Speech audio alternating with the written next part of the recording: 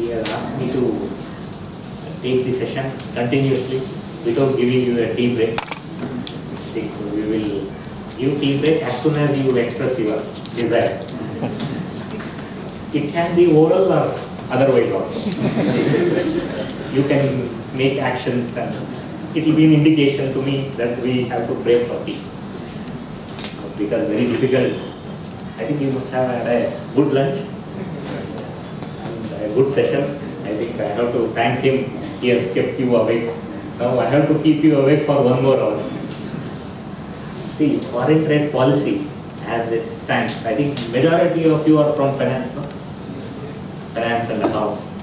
And please remember, this foreign trade policy is not a tax. It has nothing to do with tax. If we proceed from that angle, it will be better. And in fact, in the court classifications also, all these foreign trade policy matters are classified differently, not along with the tax. But because we tend to equate these things together, because what we are claiming, what you have discussed in the earlier session, all the incentives are arising out of the tax. But please note, these incentives and the benefits given by the government for export and import is arising out of tax, but it's not based on the taxation laws. Therefore, though it is related to customs, excise and earlier and now in GST, it is not actually a tax related subject. With that mind, I think we should proceed to understand how these services are being promoted for exports. As you must have heard from the morning session, what is foreign trade policy essentially? Any idea? Foreign trade policy is meant for encouraging the foreign trade, which is about 45% of the India's economy. And with this, what government tends to do is to boost the economy so that it can create more jobs. That's how the Ministry of Commerce has come into play to issue this foreign trade policy under an act called Foreign Trade Development and Regulation Act 1992. Under that, various incentives are given, and what we will do is, in this session, I am dealing in two different topics. The first topic which I will take is about the service export, and what are the benefit available for the service exports, and how the service is being understood from the foreign trade policy angle. This is the first portion of my discussion. Second portion, I will be dealing with the place of supply. Though it's as I told you, it has nothing to do with the foreign trade policy. Still, the topic is given. I am taking the session on the place of supply. This will be from the point of view of GST, place of supply of the services alone. This will be the second portion. Let's begin with the first one. This I have dealt you, and the updation is from 5th December 2017 of the foreign trade policy. Now let's start with the term service under foreign trade policy. Therefore, please don't refer to the definition of service under GST. There is a new definition of service. Under foreign trade policy, it has been like this for many years. From 2004 onwards, more or less, it has remained like this. The service includes all tradable services covered under the GATS, General Agreement on Trade in Services. You must have heard a term called GATT. GATT, Uruguay Round. That is General Agreement on Trade and Tariff. That's for the goods. General Agreement on the trade in services is GATS for the services. Same.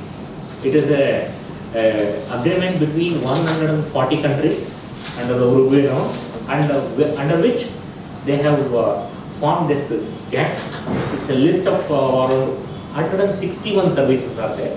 It's an international agreement, and Please note that apart from foreign trade policy, there is no legal sanctity for these services in India. And if you see the appendix, which is next to this, it's there in appendix 3D, there is a list of services, all are general, very generic. It's no sacrosanct, like, it's neither like service tax nor like your GST, where the services are specifically defined in schedules. Schedule 2, there is a list of services. All such categories are not there. Simple services, I can even list it out. There's something like education service, professional service, legal service, simple services. And therefore, there will not be any dispute as far as the classification of services. There will be disputes regarding what is the export of service. That we will see. Very interesting concept as far as the export is concerned. Because what is the export of service in GST generally? What are anybody? Export of service in GST. Supply should be in India, recipient outside India. Yes, 2. Place of supply should be outside India. 3. Received in foreign. 4. Correct. That is the last one which is not relevant. It should be other than distinct people. It should not be merely a distinct person under. 5th one, let us leave. 4 conditions are. That's under GST. However, when you come to foreign trade policy, let us see how this has been defined. First, before we go to the term export, let us understand what is a service provider under foreign trade policy. There are 4 clauses. This is a parliamentary extract, no change in the statutory provision as it reads. Therefore, that mode 1, mode 2, mode 3, mode 4 are there in the foreign trade policy. You have to read as it is. Mode 1 is cross-border trade. Mode 2 is consumption abroad. Mode 3 is commercial presence. And mode 4 is presence of natural persons. These 4 categories are the type of services which can be provided generally, even in India. But see, if a person is in Bangalore and is providing service to a customer in Bangalore, it doesn't matter. Both from the tax point of view as well as from the trade regulation point of view, because everybody is in India, in the jurisdiction of the same authorities, it is easy to regulate. The problem comes in when a service provider is in India and the recipient is abroad, and vice versa in case of import. In case of import, the service provider will be outside India and recipient will be Indian, whether it may be a natural person or a company. Please know, the first one refers to a cross-border trade. It can be any type of trade. You take example, software services. It's a cross-border trade. Or provision of the commission agency service. Or marketing services. Many types of services. You take any example. But it should be in relation to trade and commerce. That's the general services which are normally traded. That is the first category. Now, I just want to ask, any chartered accountants here, practicing chartered accountants? Whether practicing chartered accountant services can be termed as a cross-border trade? Yeah. May not be, because the intention of the word cross-border trade is there should be a provision of this service from India to abroad, and similar services are received. That's what happens in software. You export software services and you import software. That's cross-border. But in case of a professional service like CA, you normally provide the service to your customer in Dubai or UK. There will be another professional providing service, but not generally. Therefore, such services may come under the heading consumption abroad. You may be sitting here and you may do the audit. You may even do an audit of a Singapore-based company and send a certificate. Send it by email it is consumed outside India. Therefore, consumption abroad. All these things are there. The third one is commercial presence. Services from India through a commercial presence in another country. Here, services are not provided by the company or individuals who is residing in India or located in India. It is provided through my branch in USA. Infosys has a branch in Silicon Valley. Through their branch, they provide the services to customers in US. And please remember, the 1 and 2 are in the nature of real exports from India. You provide the service from India to a customer who is outside India. But when you talk about the third category, already there is a dilution. That means Indian company has nothing to do with it. It has established a branch in San Francisco or wherever, and that branch gets the client, it services the client, it handles the project, it builds it, it receives the money. Therefore, commercial presence is the third category. Fourth category, presence of natural persons in any other country. For the sake of simplicity, I will take CA again. A chartered accountant goes to Dubai to do an assignment. He goes and there and he performs, collects the money and comes back.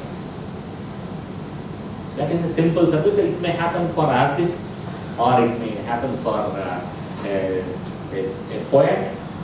He may go abroad, or a beautician or an architect.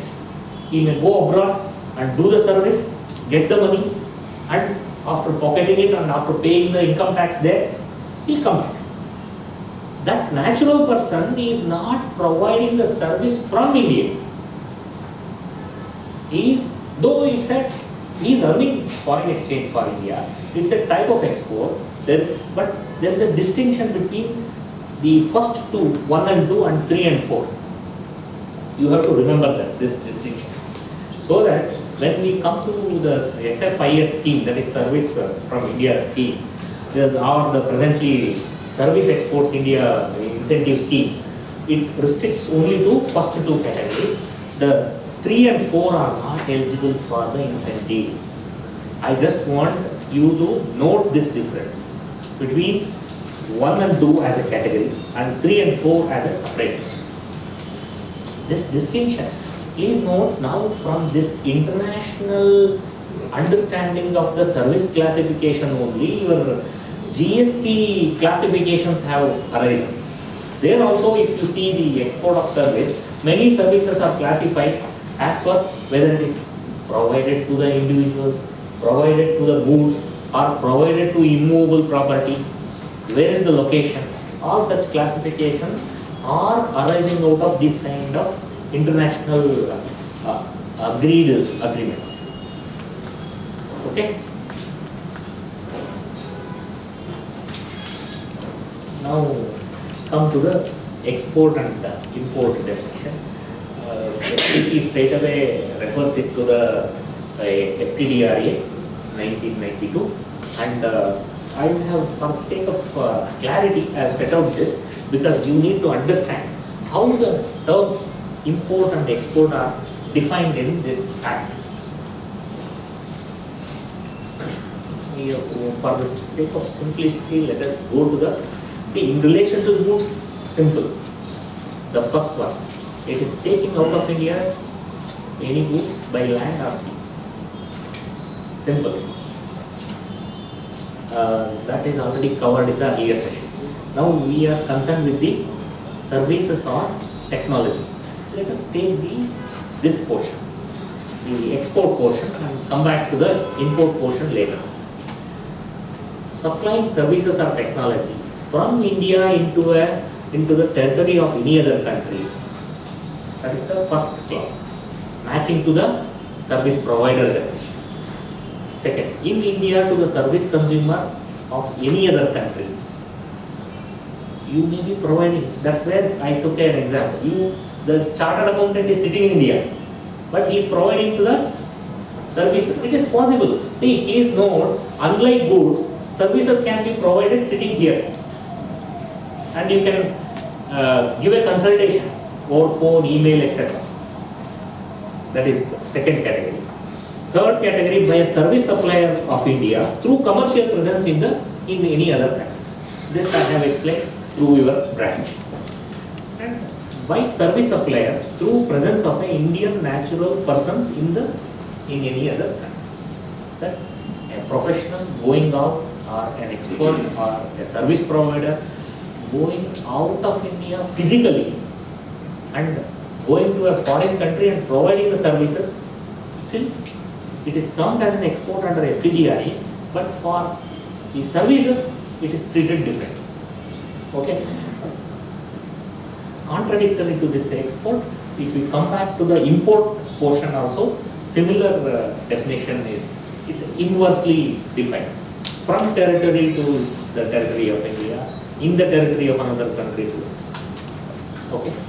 And as far as the incentives of import is concerned, for import of services, there is no any benefit. Therefore, today's session would be either the export incentive of services, because if you import any services, there is no specified incentive which is given by the government. Government has come out with a scheme only for the export of services. And the general rule is that all the export and imports are free unless regulated. There are items. Why I have set out this is, there is no such restricted items for these services. There are restricted and prohibited and STE items for the goods only, not for, there is no regulation. It comes under the GATS list, 161 tradable services list. Apart from that, there is no other regulation of the services. And out of so many schemes, I will be discussing the SEIS scheme, the Service Exports from India scheme. Earlier it was known as SFIS, Service from India scheme, and there have been some other like Vishesh Krushi, many types were there, and Excellence in Town, such schemes were there under the 2004 to 9 and 9 to 14. But from 2015 to 20 foreign trade policy, they have combined many of the incentive schemes which we must have dealt in terms of the goods, and as far as the services are concerned, only this scheme will be relevant. Let's quickly discuss this scheme, and then I think we can break for entry after that.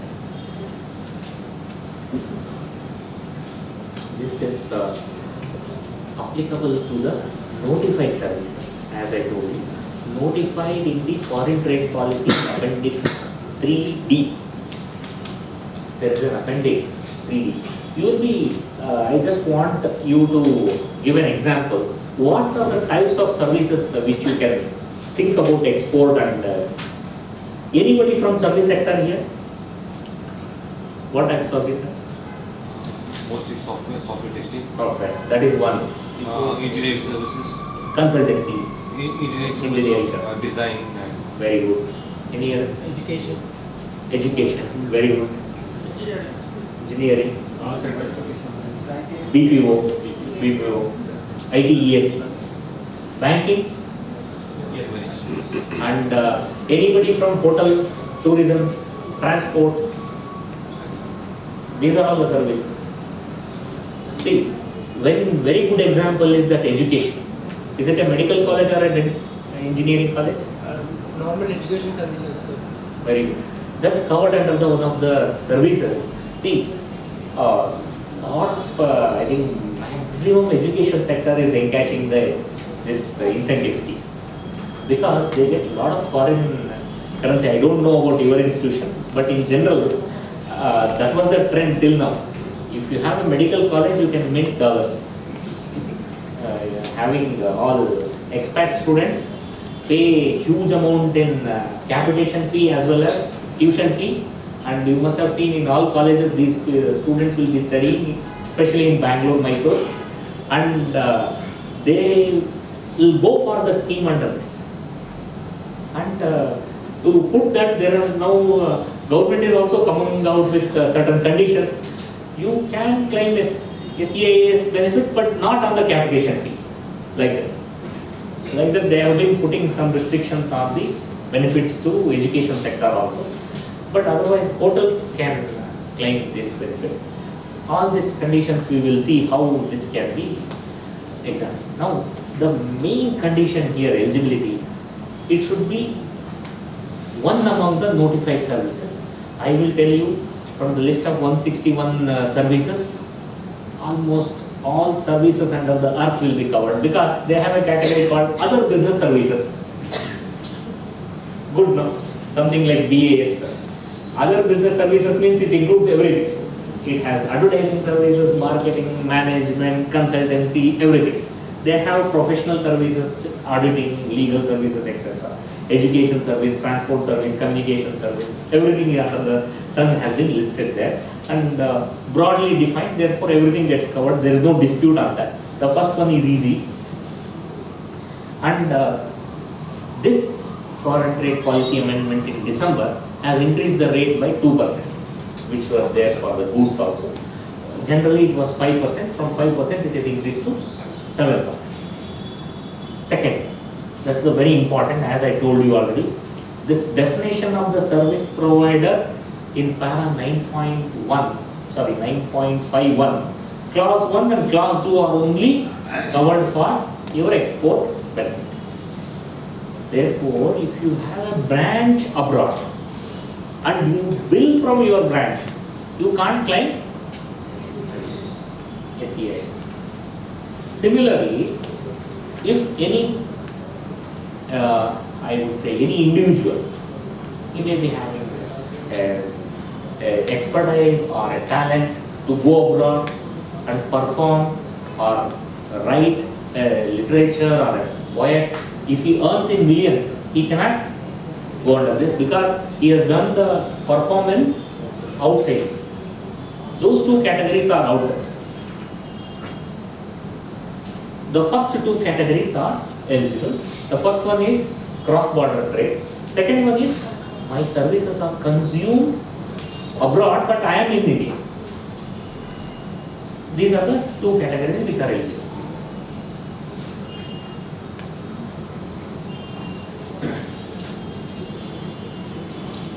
And the condition, the foreign exchange should be 15,000 US dollars, the minimum NFE for the year, for the financial year, minimum NFE for the financial year. That means a one-off transaction. Because I am also a chartered accountant, I feel it's easy to take the CS example. If I get one assignment abroad and I bill $5,000, I will not get the SFI, SEIS. I should show the NFE, that net free foreign exchange earnings. This NFE is also defined in foreign trade policy to mean your gross foreign exchange earnings minus expenses in foreign exchange relating to the earning of the service income. For example, if you have got a software order from US client and for that you have hired an agent in US to get this order, the commission paid to that agent has to be deducted because it relates to the very same export order. Only net foreign exchange I should consider. The gross earnings minus the expenses relating to that particular project. Yes? Does it mean only the what is related to what you're claiming for exports? If the entity is used at different imports, would that also get covered? Different imports on which, on which you are incurring foreign exchange. Maybe for providing domestic service. No, it's not. Only relating to that. But how do you prove that actually? No, there is a definition. I'll tell you. I'll repeat the definition of NFE. That is net free foreign exchange. How it reads is gross foreign exchange earnings minus total expenses in foreign exchange relating to the service provided by the exporter. Yes, unlike your tax laws, you take income tax or GST, the definitions and provisions are very clear. If you take this book, Foreign Trade Policy, the policy wordings are general. Because please note, this is not an act, it's only a policy. Policy has to be generally worded. They will not go as per your statutory definition, and it has no statutory thing. Though it is binding on the government, it is not as defined as it is. What you say is clear. But please note, they have said that expenses relating to provision of that service. I will tell you, there is one more clarification. I think I must have set it up. The last one, you just see. If IEC holder is a manufacturer of goods as well as a service provider, then the foreign exchange earnings and total expense payment remittance shall be taken into account for the service sector only. Got the answer? Therefore, the policy gives this option. Now we have to use this. In case of individual service provider, it is they have given a benefit to the 10,000 US dollar. In the earlier last installment of the FTP, it was indicated in rupees, like 10 lakhs foreign exchange earnings and 5 lakhs foreign exchange earnings. Now they have made it simple and they have given it in the US dollar term. However, they have said there is a payment in Indian rupees for service charges earned on specified services shall also be eligible for SEIS. But please note, there is a catch. Please don't read this clause as applicable to all services. It is very minuscule part of the services which are notified. I'll give few examples.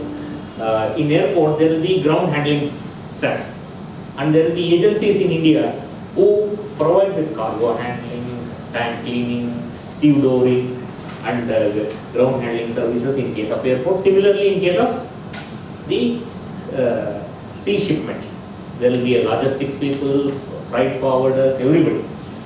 Please note, all these notified logistics services are notified under this category, and these service providers will be receiving in Indian rupees.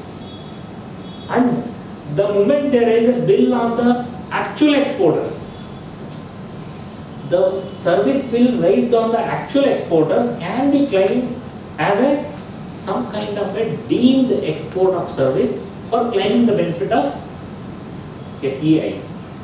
You must have already dealt with the deemed exports. Was it done? In the deemed exports under chapter 8, only the goods are covered. There is no service portion. The deemed export for services only contained here.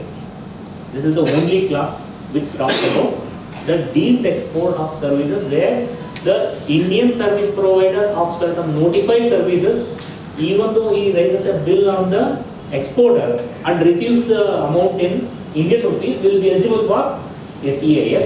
There is a list in Appendix 3E. Only those services, if you see, take it out, and there will be hardly some 20 lists, which are mainly relating to transportation and logistics for the export of goods.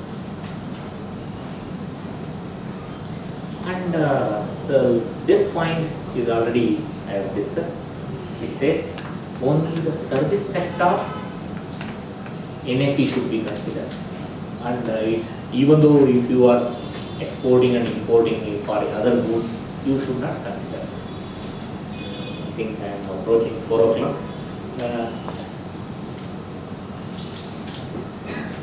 Or I will complete this session.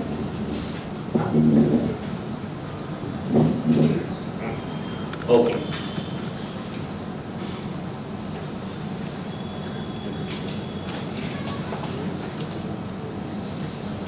Other than those earned, see, this is very interesting thing. There is what it says is, for example, you take a software company. If it is a subsidiary of a foreign company, it will be receiving the equity share contribution and debt amount or ECB, donations, so many things. Such things cannot be considered for claiming the SEAS benefit. And in Appendix 3D, there is a condition, specific condition that for education services, capitation fee cannot be considered for claiming SEAS. Their idea is you can claim the SEAS only for the tuition fee you collected from the foreign student, not on the capitation fee. This is one eligibility. And finally, I will conclude this part of my session with this. What you are going to do with SEAS duty credit scripts? Any idea? You must have seen earlier DEPB was there, something similar to that. This is a duty credit script which you can, it will be to your account in IceGate, and you can use it for payment of only customs duty now.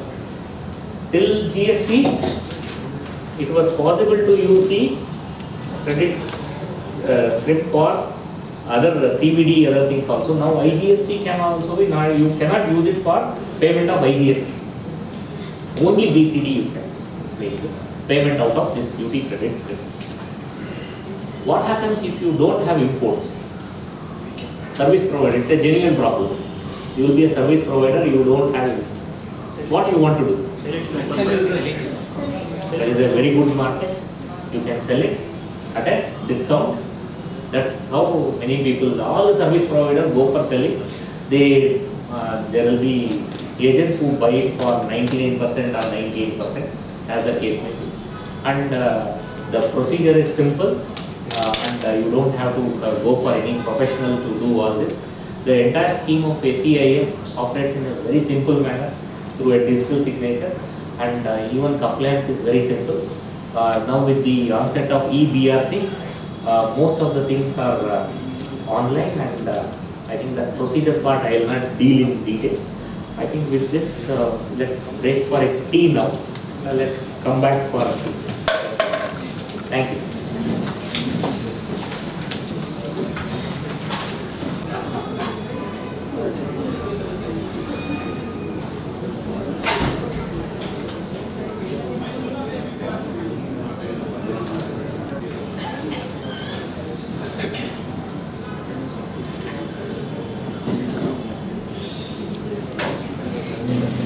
Can we start?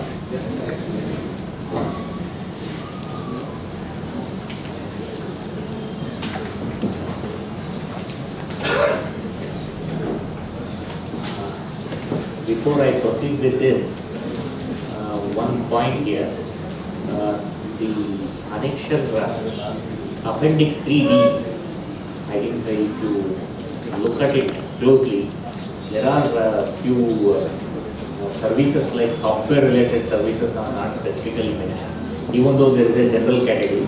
I think we need to be careful. As I told you, it's not like a statutory provision. We have to go through them to verify whether your services are covered under that appendix 3D or not.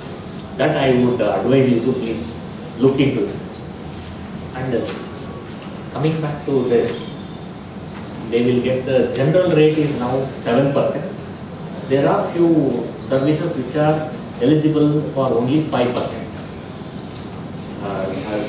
There are very few services which are at a lesser rate. And there is a specific reference in para 3.11 which says that remittances through credit card and other instruments will also be permitted under this, both SEAS and MIES scheme. And now,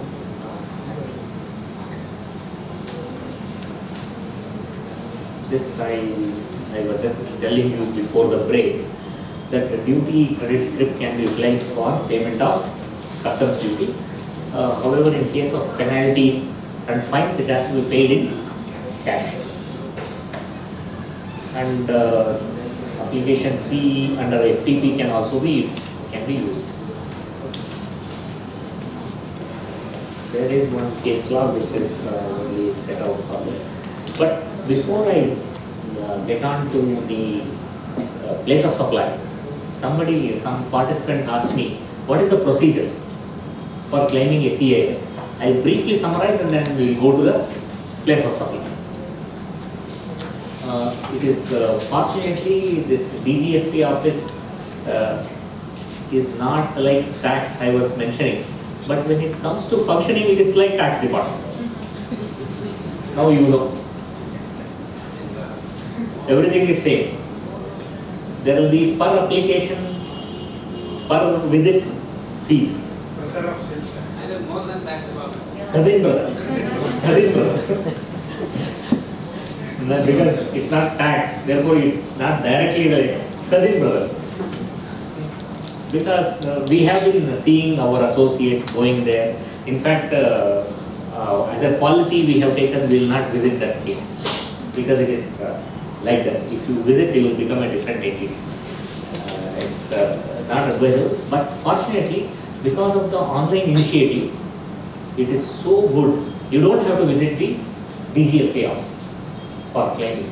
Only once you may have to go to register your digital signature. First you have to get a digital signature. It need not be your directors. You should get a DSC only for DGFT registered. It can even be for your finance manager or any person authorized by the company. You should get a digital signature for DGFT like any other incentive scheme. And that digital signature you should register in the portal of the DGFT and open the SEAS or MEAS scheme. Once you log in and go to the SEAS scheme, in case of MEAS, that is the goods portion, it is easier because all the shipping bill from the ice gate are transmitted. But in case of service exports, there is no transmission of your export invoices from the customs ice gate portal. What you should do is you should upload those, whatever the survey export invoices. However, there is a concept which is introduced in the FTP now, known as EBRC. Was it discussed? EBRC? See, earlier you know that realization is the most important condition for export benefit claim. For that, earlier it used to be FIRCs. The foreign trade policy has a format for bank realization certificate. They have got their own appendix format called BRC. Now they have made it a EBRC where you should go and make an application to your banker. As and when they receive a inward remittance for a particular export invoice, they will issue a FIRC. You should request, please convert this into a EBRC. The banker will upload the EBRC into the DGFT portal and it is linked through your IEC. And if it is sitting there on the basis of your IEC, it has to be linked to my account after you open the SEAS or MEAS.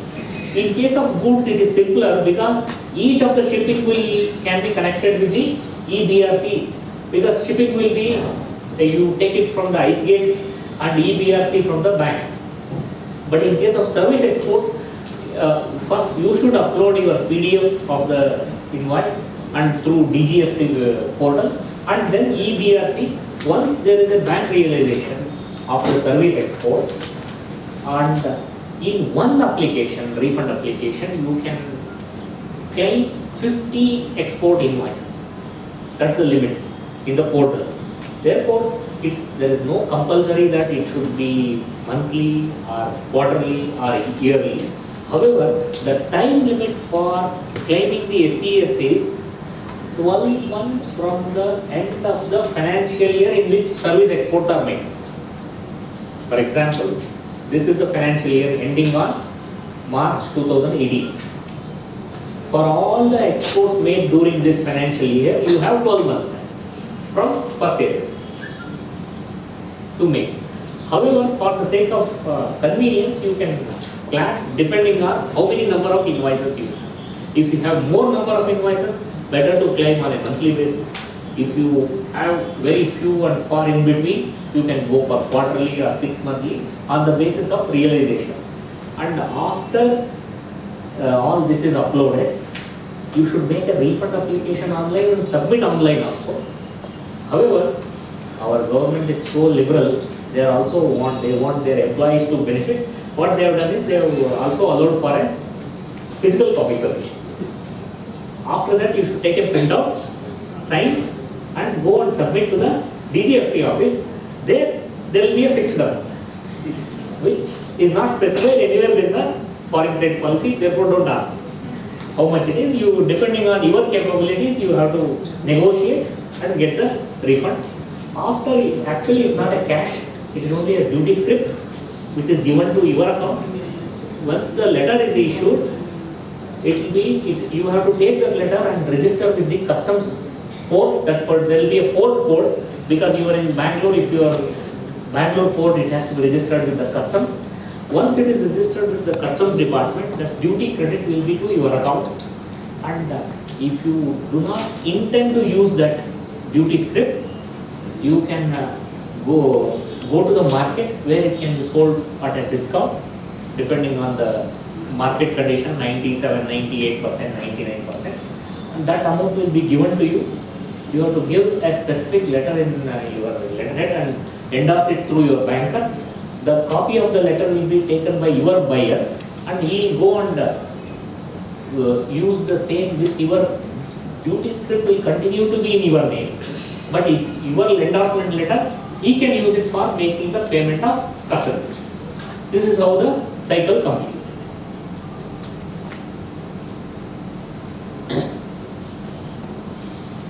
This is one case which just says that it is similar to DEPP. Now I'll get on with the place of supply of services.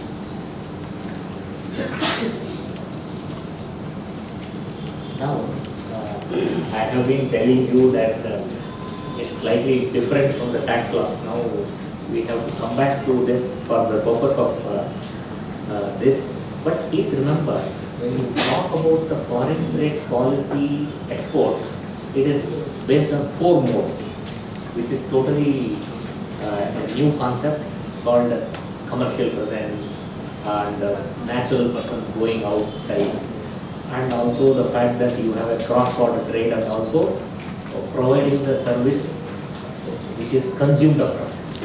These concepts are also built into the section 12, 13, 14 of the IGST Act. We will just deal with them on a summary basis. I do not want to take a detailed discussion. What I would request is I briefly go one by one services. If you have any doubts or queries, let us discuss. Okay? The first one is immovable property related services. Broadly, there are 4 different types which are mentioned relating to those services which are provided by architect, engineers, surveyors, etc., including real estate agent, and lodging and hotel services who are located in an immovable property. And so third one is the immovable property for organizing it's a convention or a hall services, and all the ancillary services relating to the 3 categories. The place of supply is very simple. In case of immovable property, it simply says where the immovable property is located. To give an example, one of our client had come. Their company is in Bangalore, registered office in Bangalore, but they wanted to conduct their employee event in Goa. they have hired a resort there. Now the question is, somebody went there, booked, and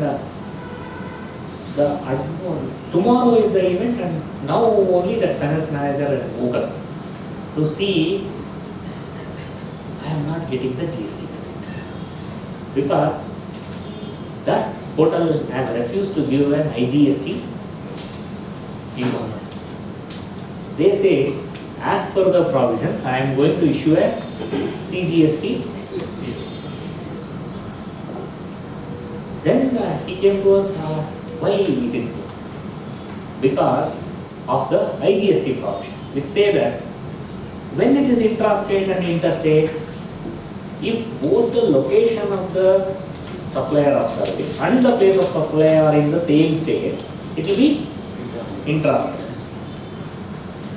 Therefore, for the hotel, their location of the service provider is in the state of Goa, and the place of supply, as per section 12, it is the location of the hotel. Therefore, both the location of the supplier of service as well as the place of supply are in Goa, he will raise correctly CGST plus SGST.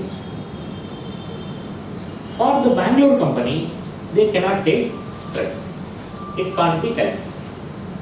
You cannot ask him to do a wrong bill. That's the legal provision, and that's the way it has to be interpreted. This is one example. And what happens in case of an architect who designs a house for an NRI who is residing in London, and that house is also getting built up in London. Architect is from Bangalore.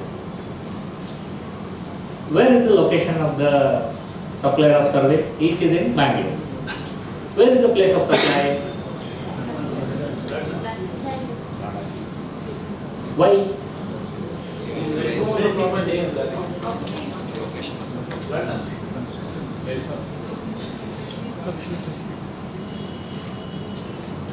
There is one proviso to this clause which says when the immovable property is located outside India, that is outside the taxable territory, don't go by the location of the immovable property, go by the location of the recipient of service. Fortunately, if the customer is residing in Bangalore, because he is also NRI, and if he is a recipient of service, then it will be the place of service. However, if he is also residing in London, then in place of supply will be London. That's how there is a proviso to it, where the property is located outside.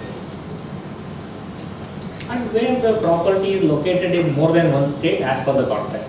See, this normally happens when corporate booking is made for various conventions. Like if you have a events or some functions in various locations, but you enter into a single agreement with Taj Group, saying that for all the hotels of Taj Group are booked in Bombay, Delhi, Chennai and Bangalore. And you are conducting the event for my corporate company all across. Now the question is, where the place of supply will be? It simply says, go as per the contractual terms. If you are booking, for each of the contract in Bombay, the respective place of supply will apply. Therefore, you cannot decide the place of supply based on the contract with the Taj Group, where the head office of the Taj Group is in Bombay. You may have entered the contract with their head office in Bombay, but all the events are in 4 different places. Therefore, place of supply differs as per the contract.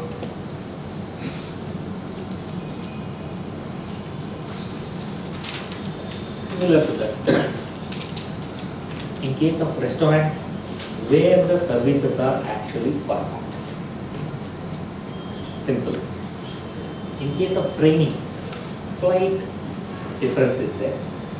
Where the services are provided to a registered person, then location of the recipient. If it is to the unregistered person, then where the performance is.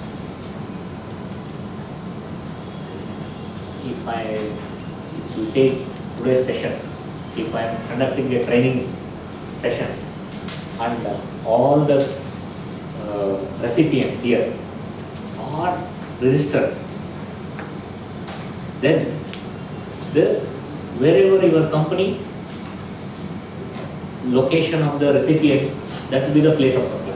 If somebody has come from Mysore and if one person has come from Hubli, that will be the.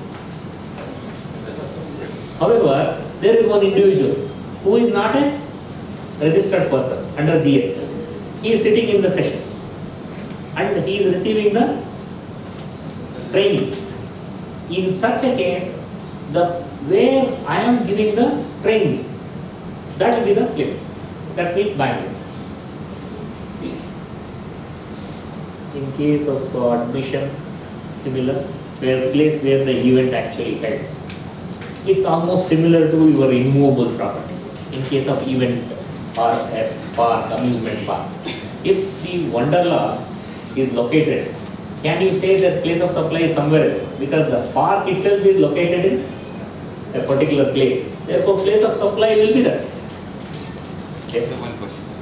Say, when admission to a say sporting event, say for example, IPL, different across the country. Now, if I have a service, have a contract with them across multiplace, where will my tax No. In fact, there is a proviso to provide for that. You must have seen section 12. See, what it says is, they have given an example of an advertising contract. Let us say, advertising contract for all the IPL locations. But you have entered with the BCCI in, let us say, Delhi. The contract is with the Delhi office, but the advertising services has to be provided for all the events across all 12 cities. Right. Because that event is being conducted by, let us say, one event management company. When they do that, as per the contract, the place of supply will be at each place where the event is organized. That's what it says. Actually held. Then in that case, if I'm not registered in that particular thing, how will I discharge my tax license? One more is there for organizing. No, he is asking, that's why, that one. Actually, you are a service provider, no? Right. Therefore, you will not come in this admission. Admission is for the IPL to admit. I extended that benefit. See, you are a person, service provider, who is conducting an event, Right. or maybe an advertisement, or maybe a consultant, to the person who is actually conducting an event. The person who is actually conducting an event and collecting the admission fee will be, let us say, if it is conducted in Chinnaswamy Stadium, that will be the place of supply for IPL. But you are a service provider to IPL. Right. In that case, if you have to go under the different category, depending on what heading you are. There is another heading, like organizing an event. See, the difference is IPL is the person who is conducting an event. You are an event management company. That comes in. It may be cultural, artistic, sporting, many types of. There also it says, if it is a registered person, and it says, in case, see, it's very interesting. There is one interesting twist here. What happens if the exhibition, business exhibition is conducted outside India? Many Indian companies participate.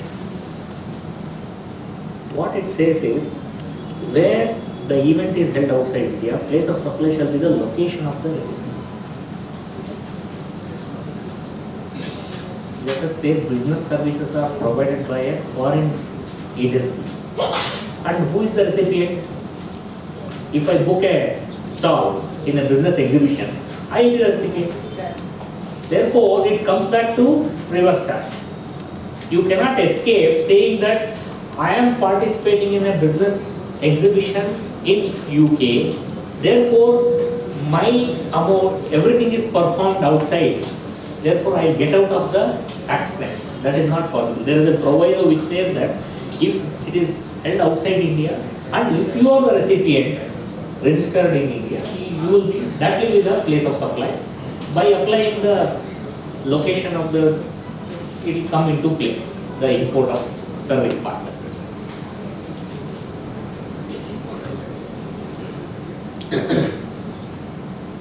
Sir, one thing. Yes. How much becomes important? Suppose the recipient here only, but organizing the event is done abroad. How it becomes import of service? Because the recipient is handling outside India. The place of supply will be the location. Of the recipient. Right, recipient here only in India.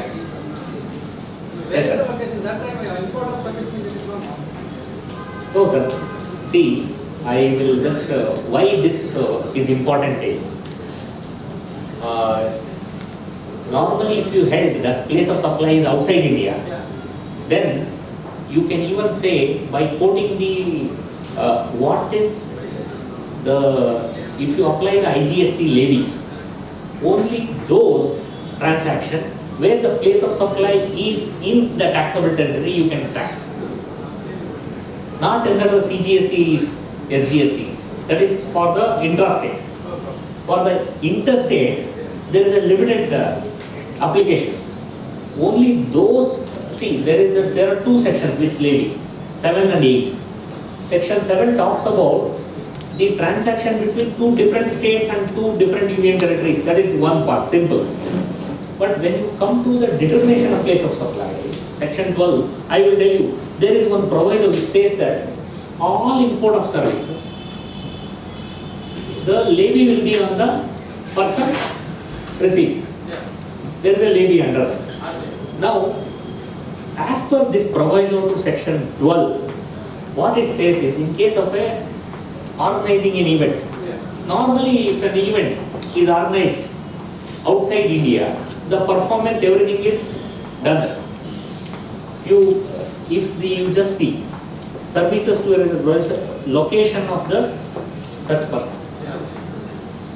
If you read this particular provision, this is for the all the services which are all the event organization which are done in India. Yeah. But the proviso only says if the event is held outside India, then it is compulsorily the recipient will be termed as the place of supply, location of the recipient. You take two situations here. If the recipient is outside India, then no taxability at all.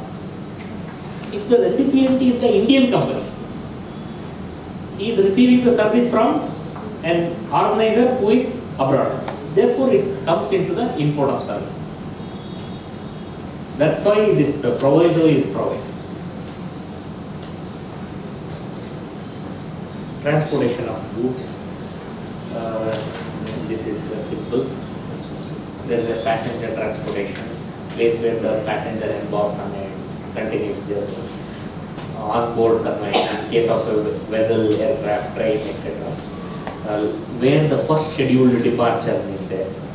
Telecommunication, some interesting thing is there. I think it's very simple. They have given even line by line what is postpaid, prepaid, internet, etc. Ultimately, they want to go for a person who is registered with the department. In case of a postpaid, they have a control billing address. In case of prepaid scheme, they say the address of the selling agent or reseller, etc. And where the, in case of a location of where the prepayment voucher is sold, and they have also given where the address is not available, location of the supplier, something like a reverse charge. And last thing is, if we recharge through a internet, location of the recipient as per the records of the service provider. If you do an internet recharge, you may be located in Delhi, but your actual address as per the bank records is Bangalore. Even though you recharge through internet in Delhi, the Delhi will not be the place of supply. Your actual address as per your bank transaction, Bangalore will be considered as the place of supply.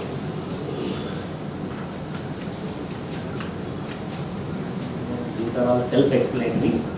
I want to go to section 30, which is of more interesting, other than this services performed on goods. This is where See, if you contrast between section 12 and section 13, section 12 talks about services in general. All the services are covered. But section 13 from this slide onwards applies only to a situation where either the service provider or the recipient are outside India. Any one party is outside India. This is applicable, and what it says is there are broad categories. The first category is services in respect of goods which are required to be physically made available.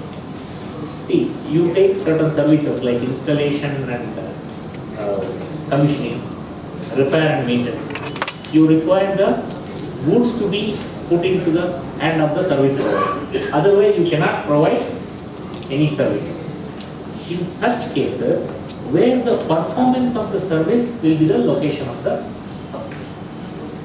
This is very important. If you are sending some goods for repair abroad, then where the repair is done will be done.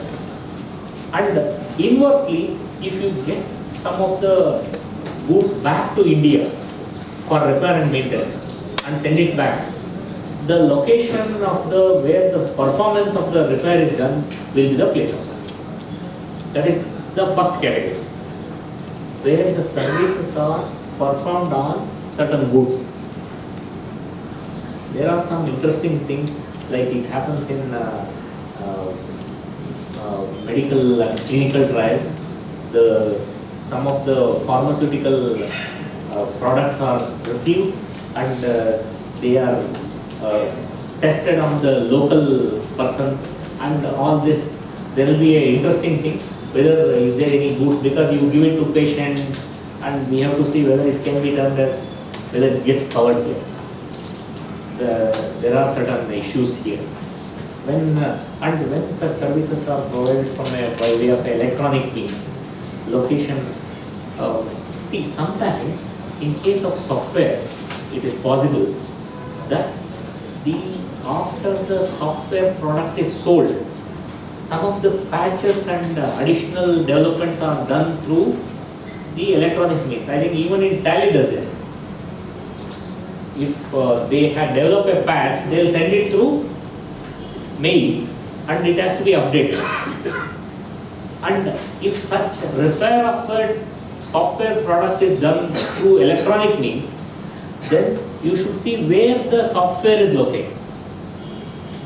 If the software is located in Bangalore and the developer sitting in US makes a patch for that software and sends it through email, and your product is updated with a separate code, though the software patch has come from abroad, the place of supply of such service will be Bangalore, because the original software product is in Bangalore. It's already located in Bangalore.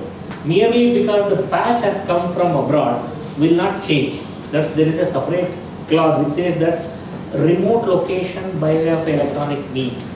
If such operations are there, then the location of such goods, when the updation or repair services are provided, that is very important. I think nowadays, considering the online transactions, it is many of such electronic means transactions will get covered here. Services to individual, and these are all the services which are directly provided to give. I think many years back, Clinton traveled in an aeroplane to get a haircut. I think if people go out of India to get a cosmetic surgery done, and if somebody goes to Dubai to get a plastic surgery done, and the plastic surgery is done in Dubai, will make it very simple that the service where the performance of the plastic surgery is in Dubai means place of supply will be Dubai only. Place where the performance of the service is made on that particular individual.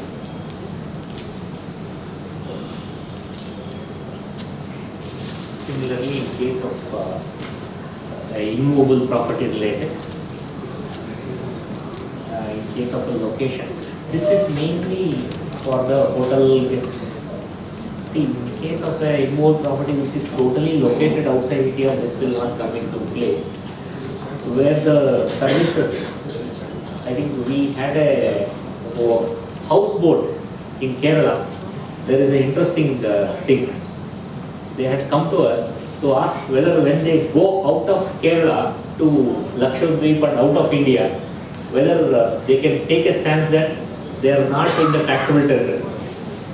All that is not possible, because where it is located or intended to be located, houseboats, just because they go in the sea, you cannot say that they are going out of India.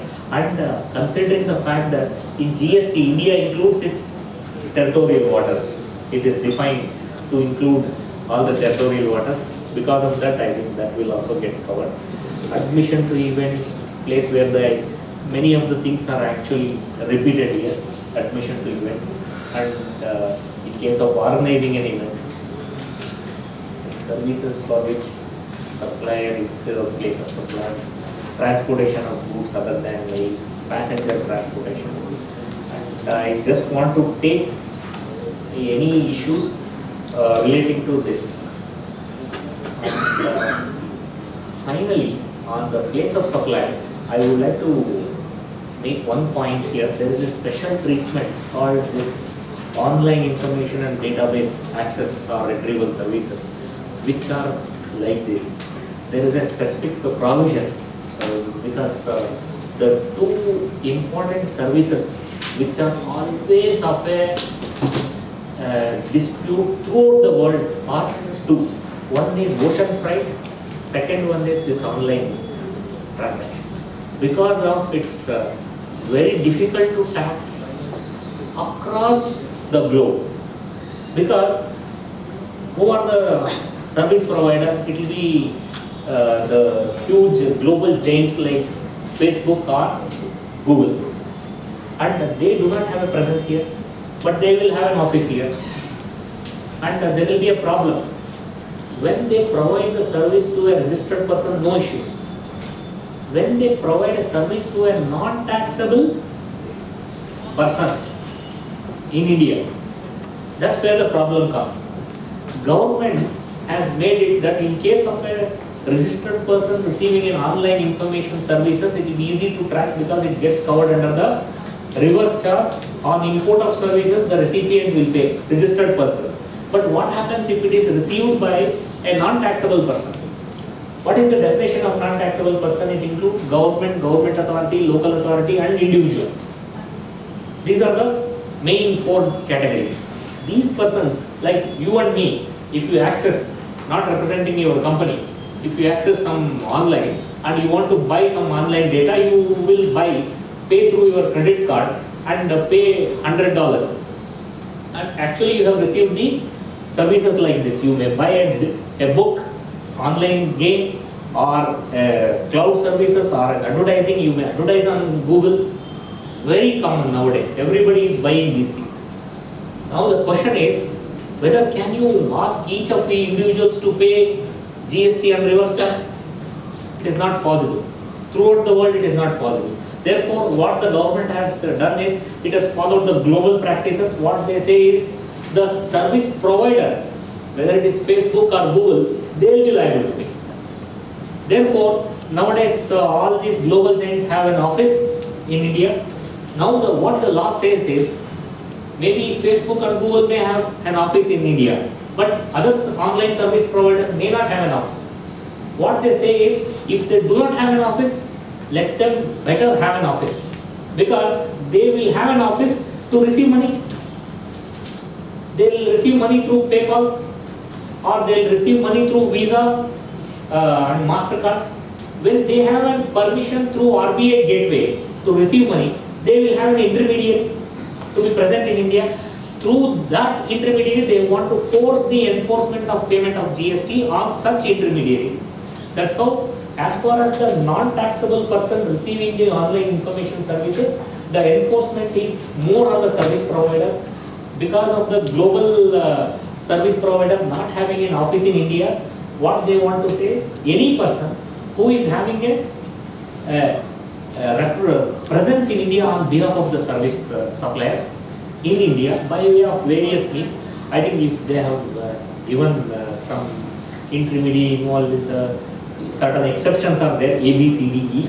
If they satisfy this, then such intermediary is exempted. Otherwise, any person representing the global service provider will be liable to pay GST as a service provider. I think with this I would like to conclude my session on the place of supply.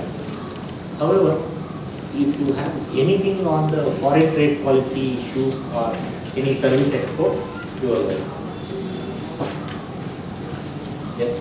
Sir, actually we have an agent working overseas, getting orders for us in India. Yes.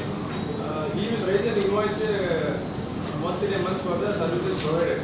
You will pay in foreign exchange. Yes, exactly. The IGST is applicable on that. No, it's an export of service. So, No, but there's a catch here. See, he's a agent, yeah. intermediary service. Correct?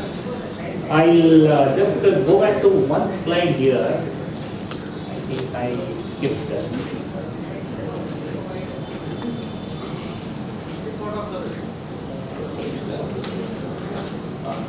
This services for which location of the supplier is the place of supply. See, in your case, he falls under this intermediary service. I'll give the inverse example. There is an agent in Bangalore who is selling the products of a foreign company. He is earning the commission in foreign exchange. Ideally, it's an export of service because that commission agent is earning in foreign exchange. The location of the supplier of service is in India. The recipient is abroad. Everything, all the conditions are fulfilled. However, in order to make it taxable, they have put it under section 13 to say, in case of intermediary service, that is agent service, the place of supply will not be where the services are received.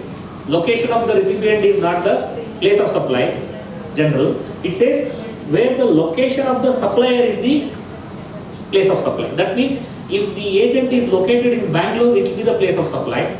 Therefore, in case of export of service, location of the supplier is also in Bangalore, place of supply is also in Bangalore. Therefore, it is liable to GST. In case of the example given by me, in your case, where the agent is located abroad and also place of supply is abroad because of this condition. Both are outside, therefore no levy at all. This is not applicable. No reverse charge for this foreign agent's commission. Not liable.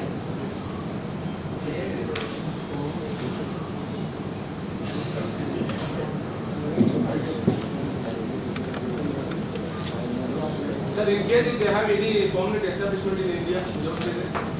Very good question, but not income tax. No, because that permanent establishment concept is not relevant to the indirect taxes. Though that concept has been incorporated in IGST, that the actual definition of permanent establishment is not at all incorporated the way it is there in income tax. Therefore, let's not confuse. Okay, yes sir. We are giving a consultancy fees for a foreigner. His monthly is coming to India and is giving 4-5 days in our company. We are giving some remuneration. Is it taxable under? Yes. Yes. Because the fact that he is coming may be there, but he is a consultant who is having abroad and he will be paying in foreign exchange. Yeah, foreign exchange. And he is not registered. He is not paid. Therefore, you have to pay under reverse. He is a person of our related party. He is a part of our company. That has no relevance. The general manager of our. So, I know he may be an employee, but you are treating him as a consultant. His book should be. No, only difference is if your company is paying him a salary, then it will not. Yes, even it is not a salary. See, director, what happens is that apart from their salary, they'll also get certain remunerations and consultation. Such things are out of the employment contract.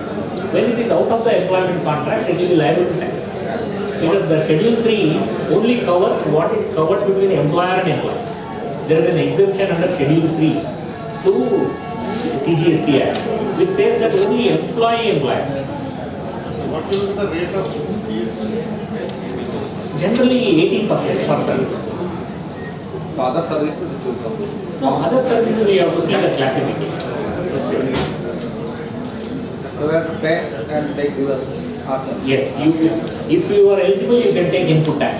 You should pay, take credit if you are eligible. That will come. That will come. I think, hope this session was useful to you. Thank you very much.